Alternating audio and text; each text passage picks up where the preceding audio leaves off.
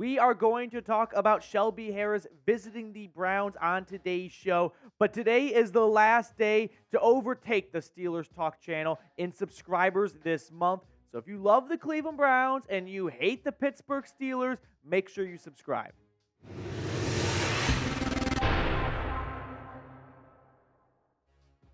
It's been 8 seconds, so YouTube won't get mad at me for swearing, but let's fucking go. Shelby Harris is visiting the Cleveland Browns today, and I am pumped about this because this has been a free agent target I have talked about before on the show, someone I have identified that I would love to see Cleveland go out and sign, especially after moving on from Perrion Winfrey and there being a bit of a vacancy at the defensive line spot. Shelby Harris, in my eyes, would be a fantastic addition, right? Jordan Schultz announced that Shelby Harris was visiting the Browns today.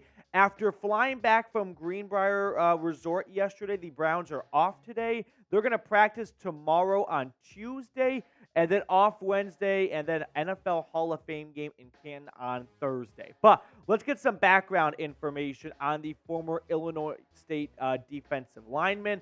Shelby Harris is entering his 9th NFL season. He's a bit of an older guy, of course. He turns 32 this August. So happy early birthday, Mr. Harris. Hopefully we can celebrate it in Cleveland.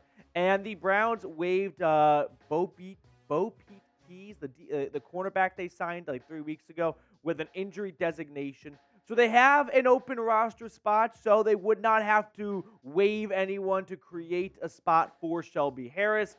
Listen, Andrew Barry, I know you're a longtime viewer. Clearly, you've tuned into our last couple of episodes because you've heard me talk about Shelby Harris and you've seen the numbers. Get this done.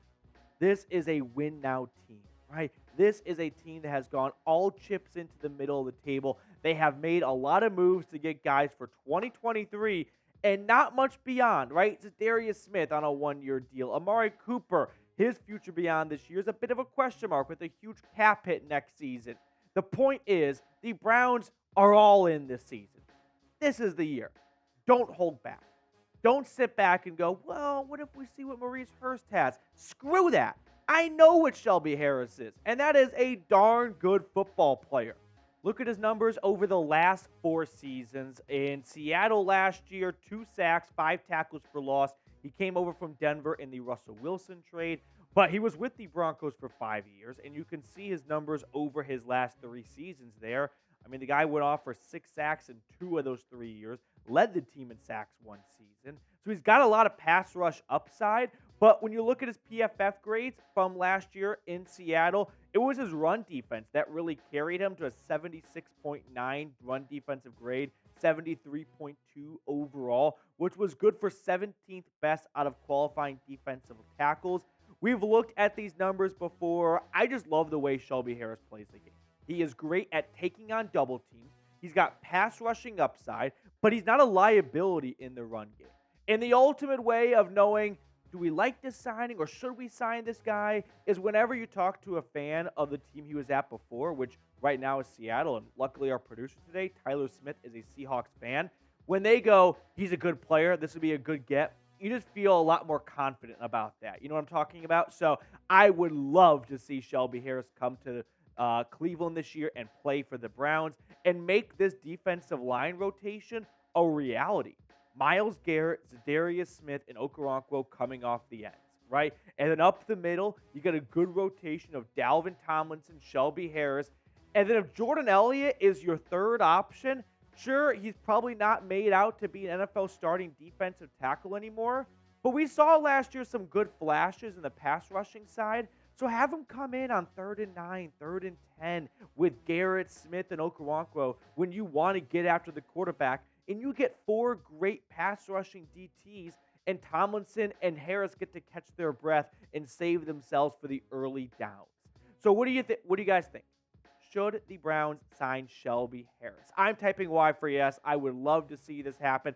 I hope I am doing a video later today or sometime tomorrow that the visit went well and the Browns decided, you know what? We need another defensive tackle, because when you look at Cleveland's defensive line depth chart, Jordan Elliott starting just doesn't get me super jazzed up. I'll be honest. We saw this movie last year. It wasn't a good movie. It's got bad Rotten Tomato scores. Why are we running it back? Jordan Elliott had 2 sacks, 5 tackles for loss, but he ranked as the 118th best defensive tackle in PFF's eyes. Come on. Even if PFF was a little bit off, we're still talking about a guy who is bottom 25% amongst all defensive linemen in football. Time to turn the page. Time to give someone else a crack at the starting defensive line. And I don't think it should be any of these 3 guys. Tommy Togiai is just on this roster because it's the last year of his rookie deal. Or second to last year, whatever. But let's call it what it is. Maurice Hurst and Tristan Hill were signed as high upside players, where Hill, a former second-round pick, you saw it kind of work out in Malik McDowell until he went bonkers at a Chuck E. Cheese.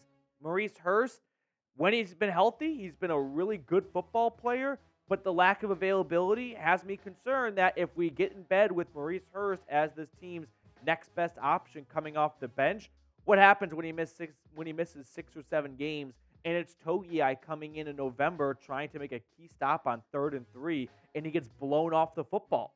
Go out and get Shelby Harris. Because right now, the only real addition this team has made is Dalvin Tomlinson on the defensive line, right? Maurice Hurst and Tristan Hill are not locks to make this roster. And Siaka Hill, who we'll talk about in a moment, is just a rookie. And that's all he is, a rookie.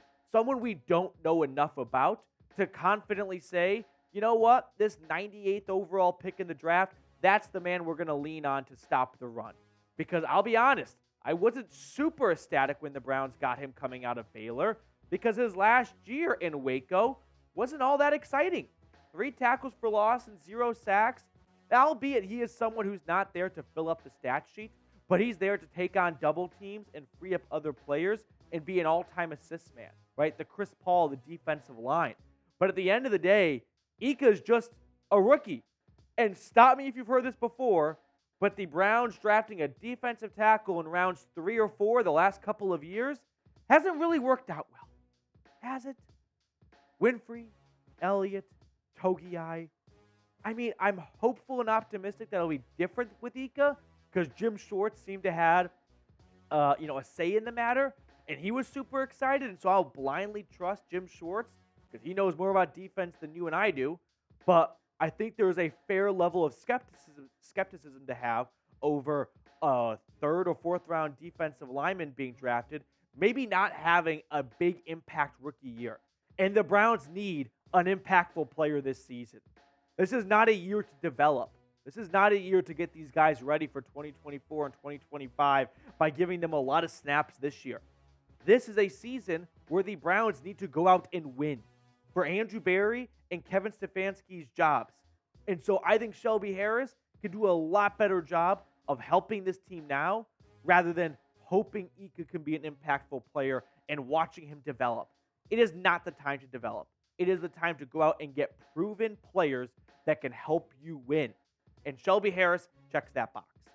Before we get on to the rest of today's show, though, our sportsbook partner, BetUS, is back in the fold with football not quite here. Despite what people say, football is not back until week 1 when the Lions go to Kansas City. But what is back is an awesome 125% deposit bonus deal when you go to chatsports.com/bet and use promo code Browns125. If you're wondering where you can put some cheddar down on, how about the Hall of Fame game odds? The Browns are 2.5-point favorites. I'm not quite sure how I feel about betting on not the Browns, but Kellen Mond and Dorian Thompson-Robinson. I think I'll just go with the over, which is at 31.5. Last year I bet the under, and the Raiders screwed me over with a last-minute touchdown. So this year, overs club, baby, 31.5. Give me a 20-14 game, and that's free money, baby. Now, let's get into some takeaways as the Browns have left the Greenbrier Resort in West Virginia. They are back in Berea for the rest of the month in training camp. So the first takeaway, or the first thing I want to discuss is, was the week-long vacation in Greenbrier a success? To be determined. I don't think we can say right now.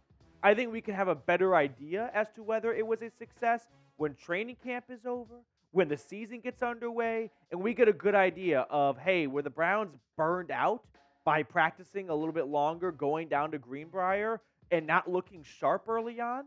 Or was it the Browns got off to a fantastic start and the team building and camaraderie and all that was built and founded through their training camp in Greenbrier? We'll have to wait and see. The big story, we'll go back to these takeaways actually, Smitty, is Obo Okoronkwo. Is he soft? Yeah. I think he is soft because I'm sure we've all seen it by now, but he went out there and he threw an open-handed fist or slap, if you will, at James Hudson, who then retaliated and led to the team doing some sprints. So it was kind of a pussy move, if we're being honest. He went up and he slapped him, and then he just ran away. If it was on any other team, I would be openly making fun of them a lot more for it, but it's on our team, so I'm going to try and play it off. But being honest with you all, it was kind of a sad move. It was not very fun to see. The defense is battling back. The offense dominated in June and OTAs and minicamp. And Myles Garrett and the crew, they dominated their last padded practice in Greenbrier. So the defense definitely is getting some wins in training camp, which is good to see because, ultimately the offense is going to dominate when it's flag football. But when the pads come on, the defense goes, you guys have gotten a lot of wins over the last few practices. Now it's our turn to get some sacks and get some physicality installed. Deshaun Watson, he impressed. He was much better than he was last year in training camp. He wasn't quite as sharp as he was in minicamp, but the difference is the pads are on now. The DBs can actually initiate contact. Before, it was just, pitch and catch. Now it's actual football, so the level of play is going to rise. The difficulty will come with it. But Watson, nevertheless, was still very impressive. He had an awesome throw to David Njoku the last day, which leads me to this. David Njoku turned it on down the stretch. He had a great grab from Deshaun Watson that last practice, so definitely some good connection being formed there between Watson and his tight end. Now I want to look at the wide receiver room for a moment because one thing that was of note was Amari Cooper missed a lot of time in White Sulphur Springs, West Virginia. So David Bell was the first guy to step in and run with the first-team offense. But then you saw a lot of Cedric Tillman and Dalen Baldwin. And David Bell kind of fell a little bit down the depth chart. It's only July still, believe it or not. But I don't think this is any sort of sign of David Bell's getting cut. You don't move on from third-round picks that quickly if there's not a big off-the-field issue, in my opinion. But David Bell definitely needs to up his game to try and compete for some more snaps. Other things I want to look at here from training camp, at least 1 week plus in the books. Denzel Ward, of course, running with the first-team defense. But the surprise is that Greg Newsome's still manning the slot position after saying he doesn't want to play slot anymore. But Denzel Ward got some runs at the slot position. So maybe you're going to see a committee approach for the nickel cornerback spot where it's not just Greg Newsome, but maybe it's the shifty, twitchy, super speedster Denzel Ward also playing in the slot. That would surprise me to see him play that position more than just a handful of snaps in key moments or something, but that is something to monitor for sure. Now, before we sign off and get on out of here, the Hall of Fame game is this Thursday, and we will be live for it here at the Cleveland Browns Report. So if you're looking for a fun watch party, because let's be honest, Hall of Fame games can be a bit dry. None of the starters even dress.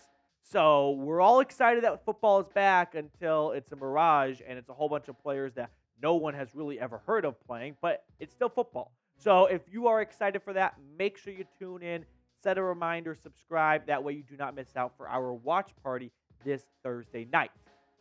Let's pick a card because the offseason's wrapping up shortly. We'll continue to pick cards until the last day before week 1 against the Bengals. But Tyler Smith is behind the camera today. So, Smitty, which card do you want to go with? Give me 6 of diamonds. 6 of diamonds. He's also celebrating or just celebrated a birthday. So, get some HBDs in the comment section. You said 6 of diamonds? I'm going to go with the 7 of spades.